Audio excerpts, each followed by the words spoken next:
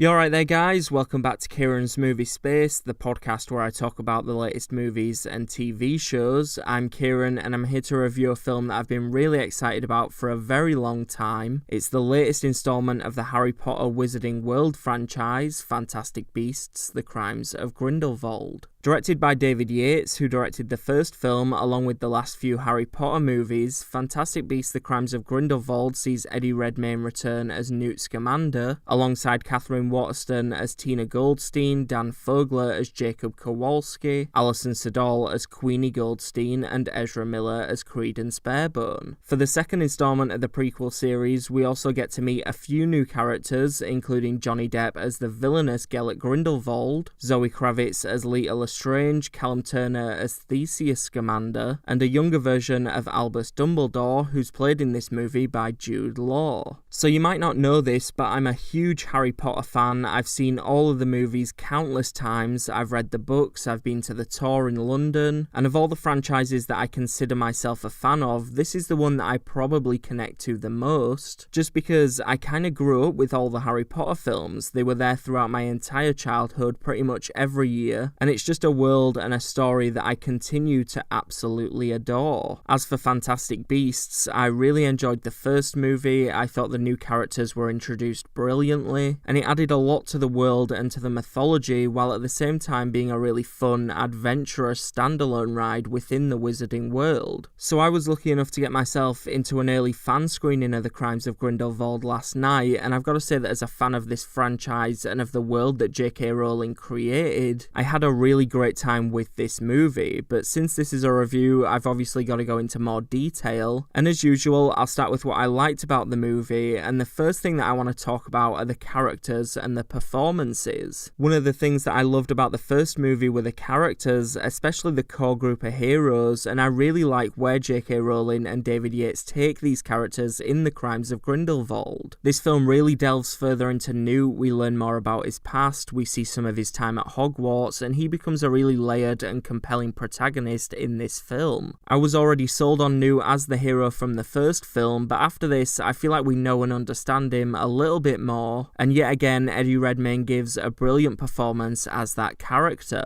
Katherine Waterston is really great as Tina in this one as well. I really liked her journey in this film, especially because we get to see Tina as an Auror. She's out there doing a job, and it let us see a different side to the character, which is something that I really enjoyed. The relationship between Newt and Tina was handled really well as well. Sometimes when you've got this kind of will they won't they relationship, it can get kind of old and kind of boring quite fast, but their relationship was really fun again, and it was really cool to just see them interact, and that bond between the two characters felt authentic, and as a fan, I can't wait to see how they continue to develop that relationship in the future. Like I said in the intro, Dan Fogler's back in this movie as Jacob. I loved that character in the first film. We kind of got to witness the Wizarding world through his eyes as he was seeing it for the first time, and we get some more of that in this film, but I can't really talk about Jacob's story arc just because it might spoil certain major storylines, but I will say that Jacob has a really interesting and a really compelling arc in this film, and Dan Fogler was yet again a standout and offered some really fun and comedic moments. Of course, we then have Queenie, who was probably my favourite character in the first movie. I absolutely love Alison Sudol's portrayal of that character, and yet again, I found Queenie to have the most exciting arc in the film, and I just found her story and her journey to be the most interesting, although I can't really go further into it because Queenie's storyline does tie into the overall narrative, and I just really don't want to spoil that for you guys. So instead, I'll just move on to Credence, who also had a really interesting arc in this movie. At the end of the first film, we weren't really sure if Credence survived, but obviously he made it out of New York, and Credence is really the centerpiece of this entire movie. The story kind of revolves around him in a really interesting way. All of the characters have come looking for him, some want to kill him, some want to use him, and then there's Newt, who really just wants to help help and protect Credence from everyone else. I don't really want to say much more than that, again just out of spoilers, but I will say that Ezra Miller nails his performance in this movie. Credence is kind of coming out of his shell a little bit, he's a bit more confident, and Ezra Miller portrays this character flawlessly. Okay, so I've talked about the central characters in the movie, but what about the new additions? Obviously, there's been a lot of discussion about Johnny Depp playing Grindelwald. I know a lot of people weren't sure if he'd be able to deliver a great villainous performance, but I've got to say that I think Johnny Depp might have been my favourite thing about this entire movie. He really sinks his teeth into this character and gives a really chilling and kind of creepy performance. Grindelwald is absolutely a terrifying villain for this franchise, but at the same time you can sort of see where he's coming from. The way Grindelwald interacts with the witches and the wizards that he's trying to turn is really fun to watch because at the end of the day he does have a point.